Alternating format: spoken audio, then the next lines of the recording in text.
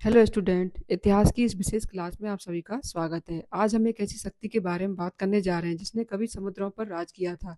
जब हम भारत में यूरोपीय शक्तियों की बात करते हैं तो अक्सर हमारा ध्यान सिर्फ अंग्रेज और पुर्तगालियों पर जाता है। लेकिन क्या आप जानते हैं कि दुनिया की पहली मल्टीनेशनल कंपनी कौन सी थी? वह कौन सी ताकत थी जिसने भारत के कपड़ा व्यापार को पूरी दुनिया में मशहूर कर दिया, लेकिन एक भारतीय राजा के सामने घुटने टेकने पर मजबूर हो गई? जी हाँ, आज हम अपनी मास्टर क्लास में हम ईस्ट इंडिया कंपनी के उदय से लेकर उनके पतन तक के एक एक पन्ने को पलटेंगे। अगर आप यूपीएससी, एसएससी या किसी भी प्रतियोगी परीक्षा की तैयारी कर रहे हैं तो आज का ये लेक्चर आपके लिए गेम चेंजर साबित होने वाला है। तो कॉपी पेन निकाल लीजिए, क्योंकि आज हम इतिहास को सिर्फ पढ़ेंगे नहीं, उसे जिएंगे। चलिए शुरू करते हैं। भारत में डच आगमन आगमन विस्तार और उसका पतन। तो हम इसके बारे में पढ़ेंगे। इसमें परिचय और पृष्ठभूमि। तो इसमें मुख्य विषय है वे हमारे कि जो डच थे हमारे, वो हमारे भारत में क्यों आए थे, यूरोप में उनकी क्या स्थिति, और वो हमारे भारत में किस लिए आए थे, कि क्या करने आए थे। सबसे पहले है पुर्तगालियों का एकाधिकार। डचों के आने से पहले हमारे देश में पुर्तगाली आए थे। भारत आने वाले समुद्री रास्ते केप ऑफ गुड होप पर 100 वर्षों तक पुर्तगालियों का कब्जा रहा था। तो मसालों की आवश्यकता। यूरोप में काली मिर्ची, लौंग, जायफल की भारी मांग थी, क्योंकि उनको अपने मांस को संरक्षित करने के लिए इन सब चीज़ों की आवश्यकता थी। किस किस चीज़ की? काली मिर्च की, लौंग की, जायफल की भारी मांग थी। इन चीज़ों की उनको बहुत आवश्यकता थी। किस लिए? कि अपने मांस को सुरक्षित रखने के लिए। तो पुर्तगाली इसे बहुत महंगे दावों पर उन्हें बेचते थे। तो उन्होंने क्या किया कि डच जब पुर्तगालियों से इसे महंगे दाम पे खरीदते, तो उन्होंने सोचा क्यों ना हम जाके वहां से खुद ले लिया जाए। तो इसलिए वो हमारे भारत में आए थे। सबसे पहले कौन आया था हमारे भारत देश में? सबसे पहले आया था कार्नेलिस डी हाउटमैन। वो कब आया था? 1596 में। कार्नेलिस डी हाउटमैन यह पहला डच नागरिक था। कौन था? पहला डच नागरिक था जो सुमात्रा और बेंटम, कहाँ पर? ये इंडोनेशिया पहुंचा था। इसने सिद्ध किया कि पुर्तगालियों के बिना भी पूरे के देशों पर पहुंचा जा सकता है। अब नेक्स्ट है हमारा परिचय और पृष्ठभूमि। बीओसी का गठन, ये इनकी कंपनी का नाम है। बीओसी का गठन ये कब हुई थी? इस कंपनी का निर्माण कब किया था उन्होंने? 1602 में। 1602 में हॉलैंड नीदरलैंड की संसद ने कई छोटी व्यापारिक कंपनियों को मिलाकर यूनाइटेड ईस्ट इंडिया कंपनी का गठन किया था। इसका मुख्य तथ्य क्या है? कि इसे दुनिया की पहली मल्टीनेशनल कंपनी माना जाता है। ये सबसे ऐसी पहली जो मल्टीनेशनल कंपनी थी, ये किसकी थी? स्टॉक शेयर जारी करने वाली है पहली कंपनी थी। कहाँ की? हमारे पूरी दुनिया की। कौन सी? Multinational, BOC. इसकी क्या क्या शक्तियां थी? इस कंपनी को क्या क्या शक्तियां मिली हुई थी? युद्ध करने की, और संधियां करने की, किले बनाने की, और सिक्के ढालने का अधिकार इसको सभी प्राप्त था, इस बीओसी कंपनी को, डच ईस्ट इंडिया कंपनी को। नेक्स्ट हमारा कि भारत में इनका आगमन कब और कैसे हुआ। तो प्राथमिक उद्देश्य डचों का क्या था? डचों का जो मुख्य ध्यान था वो भारत पर नहीं था, बल्कि कहाँ पर था उनका? इंडोनेशिया पर, स्पाइस आइसलैंड, जिसे इंडोनेशिया को क्या कहा था? स्पाइस आइसलैंड, क्योंकि वहाँ पे बहुत सारे मसाले मिलते थे। वे भारत केवल सूती वस्त्र के लिए, कॉटन टेक्सटाइल के लिए खरीदने आए थे, जिसका उपयोग वे इंडोनेशिया में मसाले खरीदने के लिए करते थे। इनकी पहली जो फैक्ट्री का निर्माण था इन्होंने हमारे भारत में कहाँ पर किया था? 1605 में। जो डच आए थे उन्होंने हमारे 1605 में पहली अपनी जो फैक्ट्री बनाई थी, डचों ने अपनी वो फैक्ट्री बनाई थी मसूलीपट्टनम। ये कहाँ पे? आंध्र प्रदेश में स्थापित की थी। कब की थी? 1605 में। कहाँ पे? मसूलीपट्टनम, आंध्र प्रदेश में अपनी पहली फैक्ट्री बनाई थी उन्होंने। सेकंड है इनकी पुलिकट, 1610 में। 1610 में इन्होंने पुलिकट में ये बनाई थी। मद्रास चेन्नई के उत्तर में स्थित है, यहाँ बनाई थी। अब 1690 तक तो ये भारत में डचों का मुख्यालय रहा था। यहाँ उन्होंने फोर्ट गैलरिया का निर्माण भी किया था। यहाँ इन्होंने पैगोडा, पैगोडा क्या था? इनका सिक्का नामक सोने के सिक्के भी ढाले थे अपनी इस कंपनी में। फिर इनका सूरत, सूरत में क्या किया था इन्होंने? 1616 में गुजरात के कपड़ा व्यापार में शामिल होने के लिए इसमें सूरत में फैक्ट्री भी लगाई थी। कब लगाई थी? 1616 में, सूरत गुजरात में। अब नेक्स्ट हमारा इनका विस्तार और बस्तियां, कि इन्होंने कहाँ कहाँ तक भारत में, इन्होंने कहाँ कहाँ तक डचों ने विस्तार किया था अपना, वो कहाँ कहाँ पर अपनी बस्तियां बसाई थी। इन्होंने अपनी बस्तियां बताई। सबसे पहले पढ़ेंगे हम कोरोमंडल तट, यह पूर्वी तट में। इन्होंने वहां पे कहाँ कहाँ किया था? पूर्वी तट में इन्होंने मसूलीपट्टनम में 1605 में अपना फैक्ट्री बनाई थी। पुलिकट में इन्होंने बनाया था 1610 में। और नागपट्टिनम, इसमें कहाँ बनाया था? 1658 में। से पुर्तगालियों से इन्होंने जीता गया था। किसने? डचों ने। बाद में 1690 में पुलिकट की जगह पर दक्षिण भारत में डचों का मुख्यालय बन गया था। किसका? दक्षिण भारत में डचों का मुख्यालय बन गया था। पहले किसका था? ये पुर्तगालियों का। लेकिन 1680 में इन्होंने पुर्तगालियों से इसको जीत लिया और डचों ने उसको अपना मुख्यालय बना लिया। फिर है बंगाल में। बंगाल में पूरी भारत में कहाँ बनाया था इन्होंने? पीपली में। 1627 में बंगाल में पहली डच फैक्ट्री कहाँ बनी थी? 1627 में डच फैक्ट्री पहली बंगाल में बनी थी। कहाँ पे बनी थी? पीपली में। सेकंड है इसमें चिंसुरा 1653 में। यह बंगाल में डचों का सबसे महत्वपूर्ण केंद्र था। कौन सा था? चिंसुरा। और 1653 में बंगाल में डचों का सबसे महत्वपूर्ण केंद्र था ये।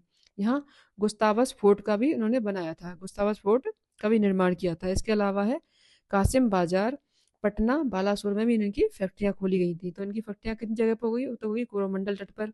कब बनाई थी? है ना, पूरी तट पर। मसूलीपट्टनम में 1605 में, पुलिकट में 1610 में, नागपट्टिनम में 1658 में, जिसको इन्होंने डचों ने पुर्तगालियों से जीता था।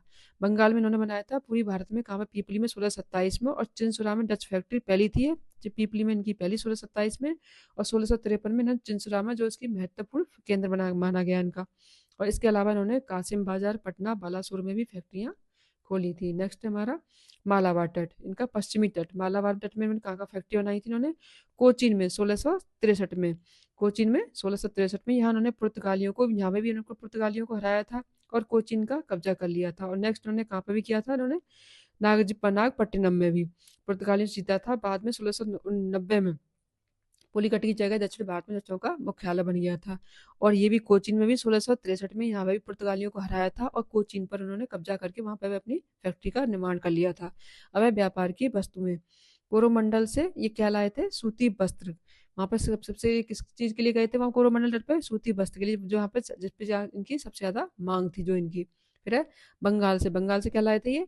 रेशम और सूती का कपड़ा, शोरा और बारूद बनाने के लिए, और अफीम लेके आए थे। और केरल से ये लाए थे काली मिर्च, जो इनको सबसे ज्यादा चाहिए थी। नेक्स्ट है इनका, इनकी अंग्रेजों के साथ इनकी क्या क्या संघर्ष हुए थे? किनके? डचों के अंग्रेजों के साथ इनके क्या क्या संघर्ष हुए थे? आंग्ल डच प्रतिद्वंद्विता। तो इसके बारे में पढ़ेंगे हम कि जो व्यापारिक प्रतिस्पर्धा थी इनकी। व्यापार पहले क्या थी? अंग्रेजों के साथ इनकी व्यापारिक प्रतिस्पर्धा। इसमें क्या था कि अंग्रेज जो थे, डच दोनों ही मसाला और कपड़ा बाजार के लिए कब्जा करना चाहते थे। ये किसके लिए आए थे? ये भी मसालों के लिए आए थे। मसाले और कपड़ा बाजार, तो दोनों ही इस पर अपना कब्जा जमाना चाहते थे। कौन? अंग्रेज और क्या कहते हैं? डच। और सेकंड क्या था? अम्बोयना हत्याकांड। तो इसलिए इसमें दोनों में संघर्ष रहा। किसमें? अंग्रेजों में और डचों में।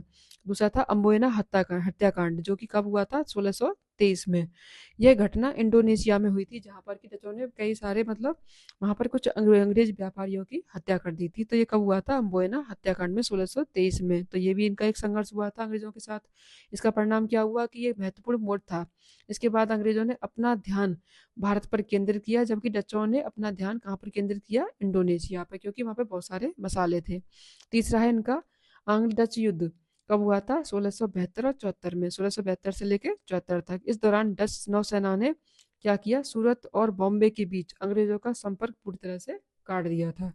क्या किया था इसमें? 1672 और 74 में इनका अंग्रेजों के डच युद्ध हुआ था। इस दौरान नौसेना ने क्या किया? सूरत और बम्बई के बीच जो अंग्रेजों का जो संपर्क था, वो पूरी तरह से उसको कट कर दिया था। नेक्स्ट हमारा डचों का पतन। अब डचों का पतन किस तरह से हुआ? कोलाचेल का युद्ध 1741। कोलाचेल का युद्ध, इस पे इंपोर्टेंट लगाइएगा। कोलाचेल का युद्ध 1741, ये सबसे महत्वपूर्ण है। यह युद्ध डच ईस्ट इंडिया कंपनी और त्रावणकोर के राजा मार्तंड वर्मा, ये नाम लिख लीजिएगा इसका, ये भी इम्पोर्टेंट है। ये अक्सर एग्जाम में पूछा जाता है कि डच ईस्ट इंडिया कंपनी को किस राजा ने हराया था? तो वो राजा थे, मतलब मार्तंड वर्मा। त्रावणकोर के राजा मार्तंड वर्मा ने के बीच लड़ा गया था। तो इसका परिणाम क्या हुआ? तो डचों की इसमें बुरी तरह से हार हुई थी। इसने केरल में उनकी राजनीतिक शक्ति को पूरी तरह से समाप्त कर दिया था। ये राजा कहाँ के थे? केरल के त्रावणकोर के राजा मार्तंड, जिन्होंने डच ईस्ट इंडिया कंपनी को बुरी तरह से हरा दिया था। अब है इनका महत्व। इसका महत्व क्या हुआ?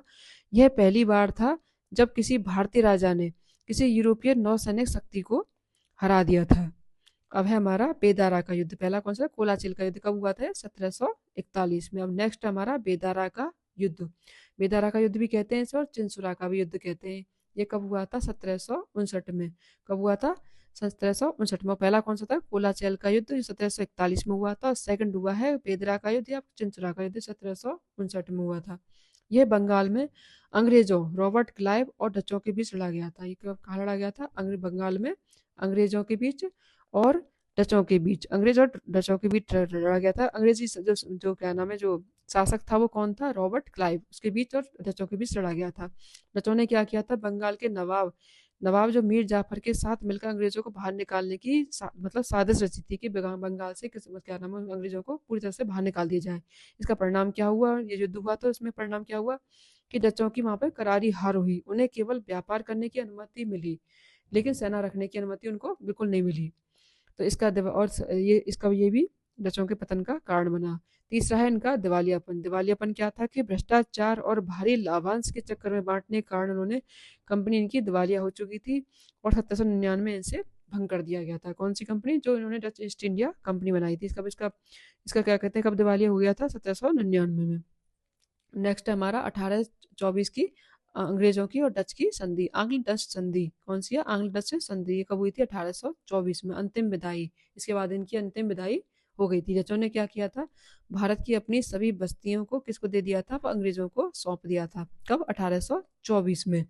और बदले में अंग्रेजों ने क्या किया था? अब जो इंडोनेशिया था, जहाँ पे वो स्पाइस, उसको आइलैंड कहते थे उसको, इंडोनेशिया के जो सुमात्रा पर अपना दावा छोड़ दिया था, जहाँ पर कि अब क्या कहते हैं, डच चले गए थे। नेक्स्ट हमारा, इसमें कुछ इंटरेस्टिंग फैक्ट भी है हमारी इस क्या कहते हैं क्लास में, इस जो हमने पढ़ा है इसमें। अब उनके बारे में हम थोड़ा सा लेते हैं, जो कि अक्सर एग्जाम में पूछे जा सकते हैं इसमें से क्वेश्चन। तो इसमें जो हमारी कंपनी थी, इसकी जो क्या नाम है, डच ईस्ट इंडिया कंपनी, इसका शॉर्ट में नाम है इसका BOC। इसकी फुल फॉर्म है, जो वहाँ की डच की जो भाषा है उसमें ये उसकी फुल फॉर्म है, ये वाली बर्गिनेगडी ऑस्टी ने निडिचे कंपेनी। ये उन्हीं की भाषा में उनका कंपनी का नाम है। BOC की ये फुल फॉर्म है, जो कि उनकी डच ईस्ट इंडिया कंपनी थी।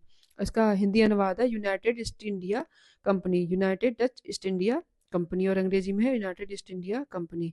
इसकी स्थापना कब हुई थी? वही हुई थी 20 मार्च 1602 में। 20 मार्च 1602 को हुई थी। ये दुनिया की पहली पब्लिक कंपनी थी। ये दुनिया की पहली ऐसी कंपनी थी जिसने व्यापार के लिए क्या लगाया था? स्टॉक शेयर जारी किए गए थे, जिसमें निवेश करने के लिए आम जनता से निवेश लिया गया था। आम जनता से इसमें निवेश लिया गया था। सबसे पहले इसने स्टेक मतलब शेयर जारी किए थे, स्टॉक जारी किए थे। अब है तीसरा, शक्तिशाली अधिकार। नीदरलैंड की सरकार ने इस कंपनी को युद्ध करने के लिए, नीदरलैंड की जो कंपनी थी उसने किसने के लिए इसको मतलब क्या सौंपा था? इसको युद्ध करने के लिए, संधियां करने के लिए और अपने सिक्के ढालने के लिए, किले बनाने का इसको पूर्ण अधिकार दिया था। किसको? BOC को, यूनाइटेड ईस्ट इंडिया कंपनी को। नेक्स्ट है हमारा पैगोडा। पैगोडा क्या है? ये इनका एक सोने का सिक्का था जो उन्होंने जारी किया था अपने मतलब व्यापार को बढ़ाने के लिए। किसने? डच ईस्ट इंडिया कंपनी ने, डचों ने।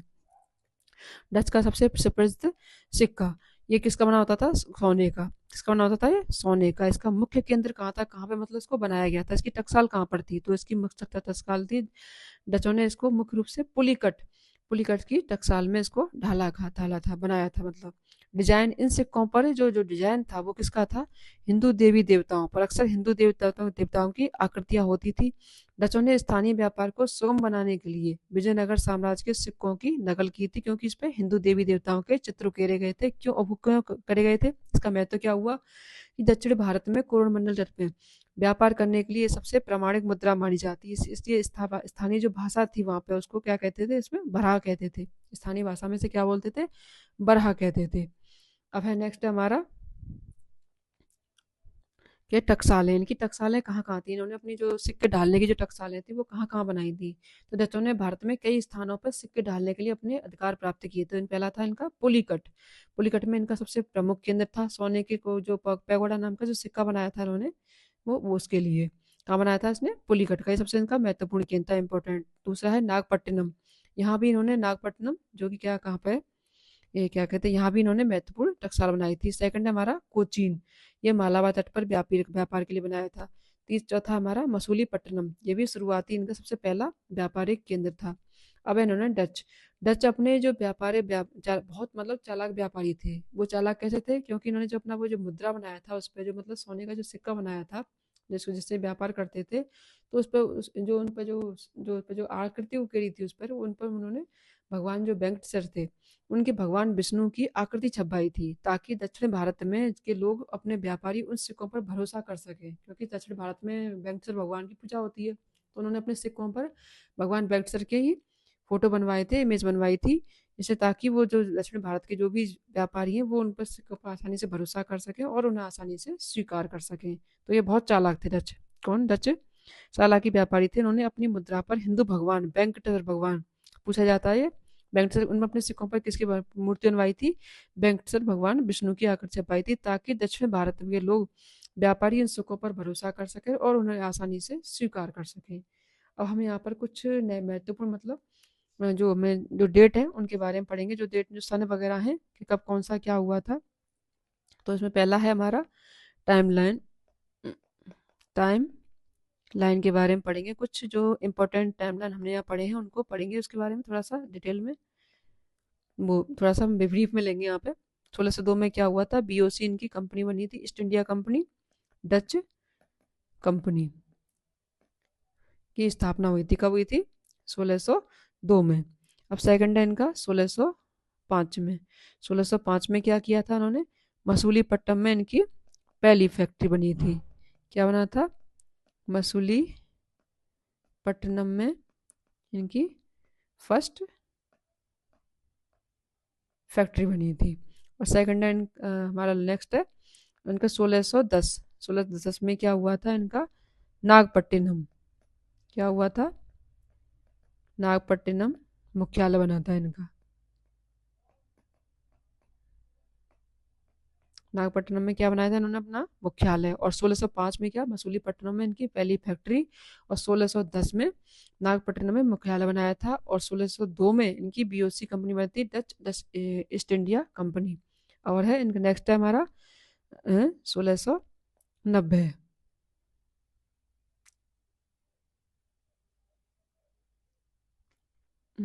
सॉरी स्टूडेंट, थोड़ा इसमें रॉन्ग हो गया, ये एक फैक्ट गलत हो गया है, सॉरी। इसमें 1610 में इनका बना था, 1610 में इनका बना था पुलिकट। क्या बना था इसमें? इनका पुलिकट मुख्यालय बना था, पुलिकट मुख्यालय। और 1690 में बना था इनका नागपट्टिनम। नागपट्टिनम में ने क्या बनाया था? नागपट्टिनम इनका मुख्यालय बना था। 1610 में बना था इनका पुलिकट में मुख्यालय, और 1690 में बनाया था नागपट्टिनम में मुख्यालय। नेक्स्ट है इनका 1741। 1741 में क्या बना था इनका? त्रावणकोर में, त्रावणकोर से ये हार गए थे। सॉरी, त्रावणकोर से ये हार गए थे, जो कि इनका कौन सा युद्ध था? कोला चेल का युद्ध, जिसमें इनकी राजा से हार हुई थी। नेक्स्ट है इनका 1759। इसमें क्या हुआ था? इनको अंग्रेजों से हार, जो कि इनका कौन सा युद्ध था? बेदारा का युद्ध, अंग्रेजों से हार गए थे। और नेक्स्ट हमारा 1824। यहाँ से भारत से इनका संपूर्ण विदाई, भारत से इनकी डचों की संपूर्ण विदाई हो चुकी थी इनकी। ठीक है, कब हुआ था? 1741 में इनका त्रावणकोर से हार हुई थी, कुलाचल का युद्ध है। और 1759 में इनका अंग्रेजों से हार हुई थी। और क्या कहते हैं, इनका 1824 में भारत से इनकी संपूर्ण विदाई हो गई थी। अब नेक्स्ट है हमारा इनके असफलता के कारण क्या थे? इनकी असफलता के कारण, इनके रीजन क्या थे यहाँ से जाने के? इनके रीजन थे, इनका मुख्य था, वन है हमारा, इनका मुख्य था मसालों के द्वीप। इनका जो मुख्य ध्यान था, इनका मुख्य ध्यान कहाँ था? इनका भारत पर न होकर इनका मुख्य ध्यान कहाँ पर था? इंडोनेशिया पर, जहाँ पर मसालों की भरमार थी। इंडोनेशिया पर था इनका मुख्य ध्यान, जो कि इनकी असफलता का कारण बना। सेकंड है इनका, ये ब्रिटिश नौसेना की ताकत का मुकाबला नहीं कर पाए थे, क्योंकि वो सेना उनके इनके मुकाबले में काफी ताकतवर थी। ब्रिटिश नौसेना की ताकत का मुकाबला न कर पाना।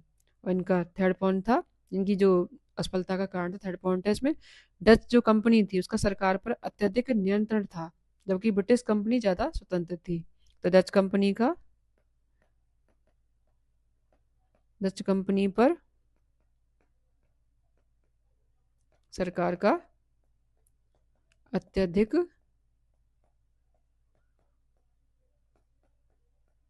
नियंत्रण, जो कि इनकी असफलता के मेन रीजन बने। तो स्टूडेंट, आज हमने देखा कि कैसे डचों ने मसालों की तलाश में 7 समुंदर पार किए, भारत के कोरोमंडल तट पर अपना साम्राज्य खड़ा किया, लेकिन अंततः बेदारा के युद्ध और कोलाचिल की हार ने उनकी किस्मत बदल दी। इतिहास हमें सिखाता है कि सिर्फ व्यापार करना काफी नहीं है, वक्त के साथ अपनी रणनीतियों को भी बदलना बहुत जरूरी है। डच चले गए, लेकिन वे भारत के कपड़ा उद्योग की वो नींव रख के चले गए जिससे आगे चलकर पूरी दुनिया पर राज किया। उम्मीद है आज की आपकी ये क्लास डच इतिहास से जुड़ी कोई भी सवाल आपकी परीक्षा में आपसे नहीं छूटेगा। अगर आपको ये क्लास पसंद आई हो तो अपने उन दोस्तों के साथ जरूर शेयर कीजिएगा जो वाकई में इतिहास को गहराई से समझना चाहते हैं। अगली क्लास में हम बात करेंगे ब्रिटिश ईस्ट इंडिया कंपनी के उस जाल की जिसने भारत को 200 साल की गुलामी में धकेल दिया। तब तक के लिए पढ़ते रहिए, आगे बढ़ते रहिए। जय हिंद।